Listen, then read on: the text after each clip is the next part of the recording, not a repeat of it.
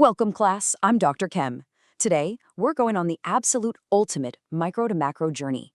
In this explainer, we're going to decode the very fingerprints of the universe using one of the most powerful tools in all of modern analytical chemistry. I'm talking about atomic emission spectroscopy. Seriously, whether we're analyzing the purity of the water you drink, checking the strength of a steel alloy, or literally figuring out what a rock on another planet is made of, this is the technique that makes it all possible. Okay, so here's our game plan for today's explainer. We're going to hit the fundamentals of AES, check out the instrumentation and types, walk through the actual analytical procedure, navigate the inevitable interferences and limitations, look at some awesome real-world applications, and finally, compare it to other spectroscopic methods. Let's get right into it. Section 1. The Fundamentals of AES. Decoding the Elemental Fingerprint. Let's set the stage by looking back at the brilliant minds who actually built this field. You know, the history of atomic emission spectroscopy is basically this epic 400-year scientific detective story. It kicks off way back in 1666 when Sir Isaac Newton used a simple glass prism to disperse sunlight. But the real game changer, that happened around 1859. That's when Kirchhoff and Bunsen realized that elements burning in a flame produce these unique, characteristic spectral lines. Fast forward to 1913, Niels Bohr gives us the quantum mechanical explanation for why that happens. And then, by 1964, Fassel and Greenfield developed the ultra-hot, inductively coupled plasma, which pretty much revolutionized trace analysis as we know it today. So what exactly is AES? Simply put, it's an analytical technique where we completely vaporize samples and basically force them to emit photons. By measuring the specific wavelength and the intensity of that emitted light, we can create a unique spectral barcode for virtually every single metal and nonmetal on the periodic table. The wavelength tells us exactly what element is in the sample, and the intensity, well, that tells us how much of it is actually in there. And here's the core theory of how that works. You have your atoms in their lowest energy, most stable configuration, right? The ground state. We come in and blast them with intense thermal energy, which promotes their electrons to a higher, highly unstable, excited state.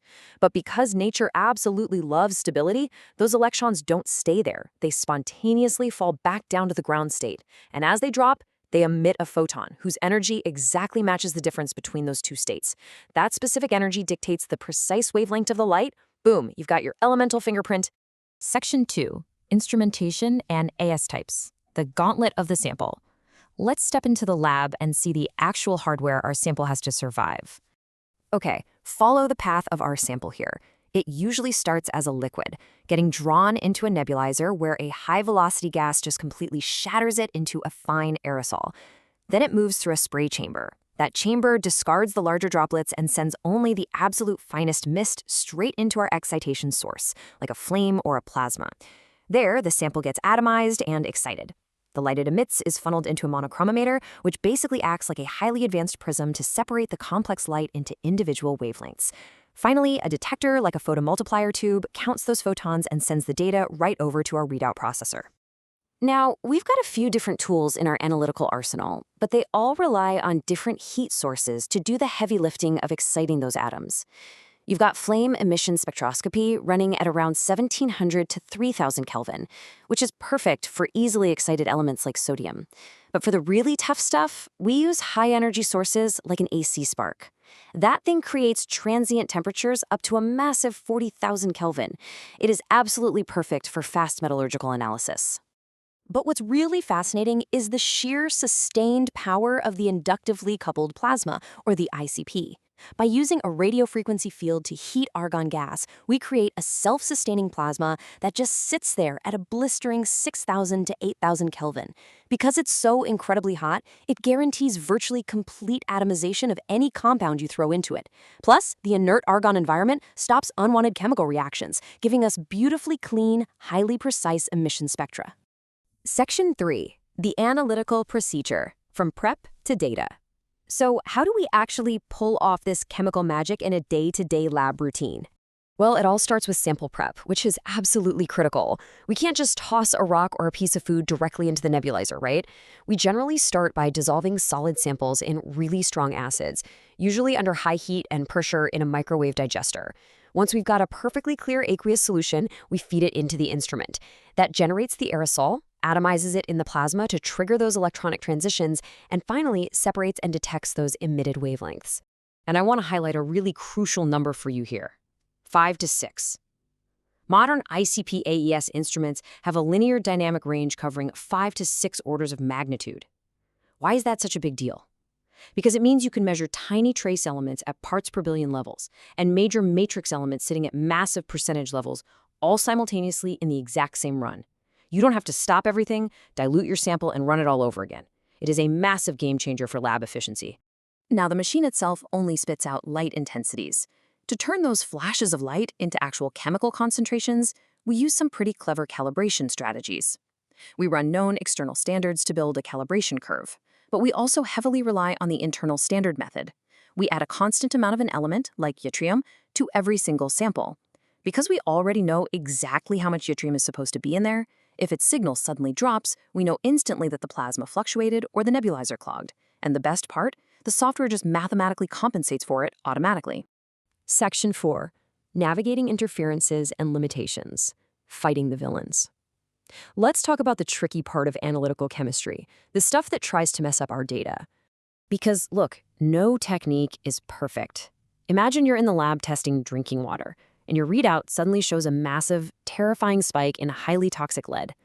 Panic sets in, right? But is it really lead? Or is an interfering element tricking your detector into seeing lead at that exact same wavelength? This brings us to our common interferences. The absolute most notorious ones are spectral overlaps. See, a high-temperature plasma excites everything, so a complex sample might spit out 10,000 different emission lines at once. If a really strong iron line happens to overlap perfectly with an arsenic line, your instrument might yell, "arsenic," when there isn't any. We fight this by telling the software to look at alternative wavelengths or by mathematically subtracting the known background.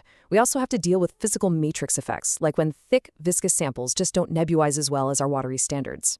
We also have to be real about the practical limitations of AES. First off, the financial barrier is steep. A high-end ICP-AES can easily run you up to $150,000. Second, that plasma is incredibly thirsty.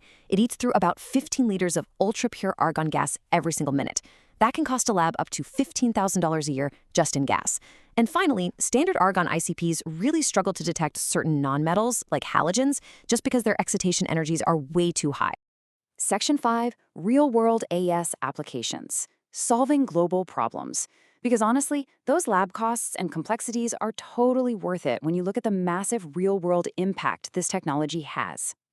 Just looking across different industries, you can really see the incredible versatility of ASS. Environmental labs use it constantly to monitor our drinking water for toxic lead and arsenic. In pharmaceuticals, they use it to strictly enforce regulations, making absolutely sure life-saving drugs are free of heavy metal impurities. Food safety labs use it to screen our crops and seafood for mercury. And over in metallurgy, Spark ASS is literally used right on the factory floor to verify that an aircraft-grade aluminum alloy has the perfect chemical composition, all in under 60 seconds.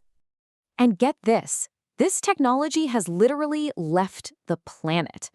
Laser-induced breakdown spectroscopy, or LIBS, which is a specialized form of AES, is sitting right now on the mast of NASA's Curiosity and Perseverance rovers. We are literally shooting high-energy pulsed lasers at rocks on Mars, creating tiny microplasmas, and reading their elemental emission spectra from up to 7 meters away. We are analyzing Mars rocks without ever bringing them back to Earth. How cool is that? Section 6, Comparing Spectroscopic Methods, and our final summary.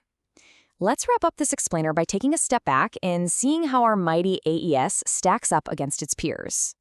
When you compare it to an older technique, like flame atomic absorption spectroscopy, or FAAS, the modern ICP-AES just completely dominates.